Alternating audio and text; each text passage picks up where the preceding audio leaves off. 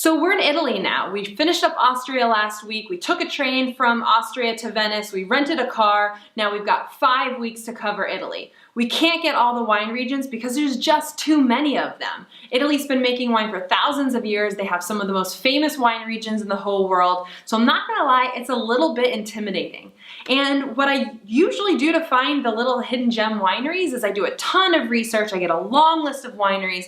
I visit the websites, I read the blogs, I do a ton of stuff to get a sense of the philosophy and the size of the winery before I contact them. Then I email or I call them, I set them up an appointment, and I go check out the wines. That's not quite working as well as in Italy. So I've had to tap into my network of friends that I've met along the way and start getting recommendations and connections. And I guess what I'll answer is the question, how on earth do you go to one of the most famous countries for wine in the whole world and all of a sudden find those little gems and find the wonderful wine at the great price points that's not in the United States? And believe me, it's not been easy. So a couple of examples. We were near Verona, which is the Veneto wine region, and we weren't planning on doing a lot there, but our friend Michael Fagan in Canada, who maybe you've seen him on YouTube before, he's done a lot of educational series on wine regions around the world, introduced us to his friend Marina, who owns a wine events company in the area, and she was able to connect us with some wonderful small wineries. Then we had a friend in California who had, who owns a custom brokerage services.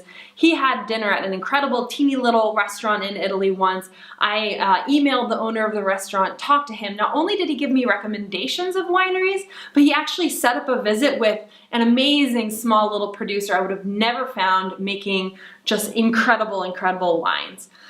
So things like that. And one other example that's I think really funny, we were staying in an Airbnb, and there was another woman staying there. Her husband came to visit, and when he heard what he was doing, he gets on the phone and Italian, and then makes another call, talking. And then after a few phone calls, he writes down on a piece of paper, call this number tomorrow at 11 o'clock. Tell him Stefano gave you his number. Stefano is my second cousin.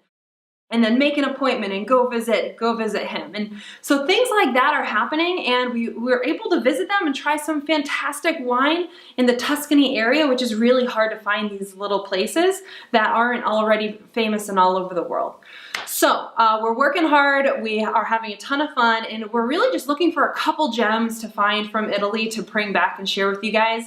And you guys know if you've been watching videos, we're just obsessed with finding fantastic wine at great values and then bringing them in and putting together a mixed case for you and shipping for free. So I love the concept. So far, our first customers are loving the concept. So if you haven't checked out the website, you should, and order up some wine for the Christmas season or holiday season that's coming up, and we can officially ship to California, Oregon, and Nevada, and working on more states every day.